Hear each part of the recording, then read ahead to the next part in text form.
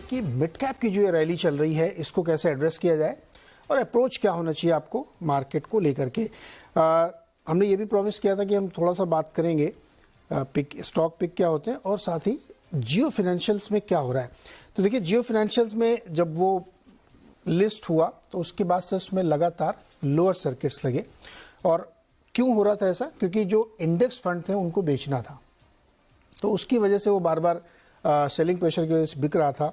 एक रिपोर्ट आई थी जिसके मुताबिक करीब करीब 15 करोड़ के आसपास शेयर वो जो पैसिव फंड होते हैं उनके बिकने थे, तो इसीलिए लगा। अब वो ऐसा अंदाजा लगाया जा रहा है कि शायद वो ओवर हो गई, इसीलिए शुक्रवार को उसमें आपने देखा होगा कि वो लोअर और अपर दोनों लगाने के बाद बीच में एकदम फ्लैट सा बंद हुआ है। और अभी वो T2T सेगमेंट में, जिसका मतलब ये होता है कि आपको डिलीवरी लेनी पड़ेगी। अगर आपने बाई किया है और आपने सेल किया तो आपको देनी पड़ेगी, ट्रेडिंग नहीं हो सकती उसमें।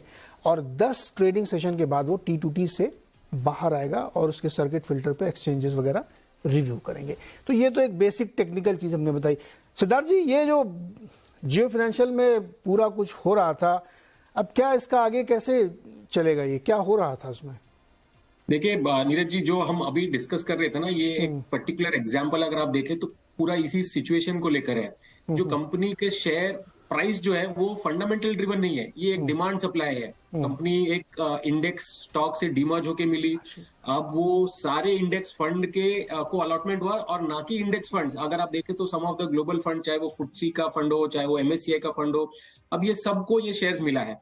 अब या तो कोई इन्हें रखेंगे या नहीं रखेंगे। इंडेक्स फंड से तो अब हमने जो BSE और NSE ने कहा है कि ये इनको अपने इंडेक्स से द डे ये सर्किट नहीं लगेगी उसके बाद ये इसको इंडेक्स से निकाल देंगे, तो डेफिनेटली एक राउंड ऑफ सेलिंग आएगा। बट ऐसे बहुत सारे अदर शेयर होल्डर्स हैं जिनका डेटा शायद हमारे पास नहीं है, जो शायद उसे या तो बेचना चाहे या तो बहुत सारे ऐसे भी शेयर होल्डर्स हो जो इसे खरीदना चाहे।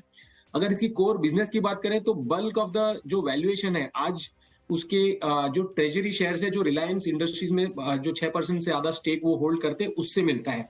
और कोर बिजनेस अभी स्टार्ट ही हुआ है, बहुत ही नेसेंट स्टेज में है। चाहे अगर आप वो लेंडिंग बिजनेस की बात करें, इंश्योरेंस में उन्होंने अभी अब जस्ट टाइप किया है, म्यूचुअल फंड बिजनेस में वो घुसना चाहते हैं, ब्लैक रॉक के साथ ग्लोबल एक फंड के साथ टाइप किया है। तो ये अगले 3-4 सालों में बिजनेस उभर के निकलेगा जहां पे आप इसको एक प्रॉपर वैल्यूएशन दे पाए। अभी तो फिलहाल मैं इसे कहूंगा कि एक होल्डिंग कंपनी है, और उसमें जैसे एक होल्डिंग कंपनी डिस्काउंट भी लगाते हैं, उसके बेसिस पे अगर आप देखें तो वैल्यूएशन कहीं ना कहीं कितना आप डिस्काउंट देते हैं और जो बाकी जो एसेट्स जो रिलायंस ने साथ में अपने साथ इस कंपनी में डीमर्ज किया है, जो लिक्विड एसेट्स हैं, उसको अगर आप कितना मल्टीपल देते हैं, ये 180 से 200 220 तक का एक रेंज हमें दिखता है, जो वैल्यूएशन दिखता है। और आज कोइंसिडेंटली उसी के बीच में आके मार्केट में उसकी सर्किट खुली है। तो हमारा कोई लॉन्ग टर्म व्यू अभी है नहीं। जैसे मैंने बोला कि बिजनेस अभी बहुत ही नेसेंट स्टेज में है, हमने कोई उस पर कॉल या व्यू दिया नहीं है।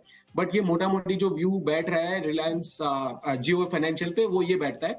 अब यहाँ पे डिमांड सप्लाई और थोड़े दिन लगेंगे, जब ये T2T से भी बाहर निकलेगा तब थोड़ा और स्पेकुलेटर्स भी इसमें आएंगे। टेक्निकल एडजस्टमेंट यहाँ पे होता रहेगा। शेयरों का पैसिव फंड्स उसमें बेचेंगे क्योंकि वो इंडेक्स से बाहर हो रहा है, फिर कोई लेगा कोई बेचेगा, ये एडजस्टमेंट टेक्निकली चलेगा।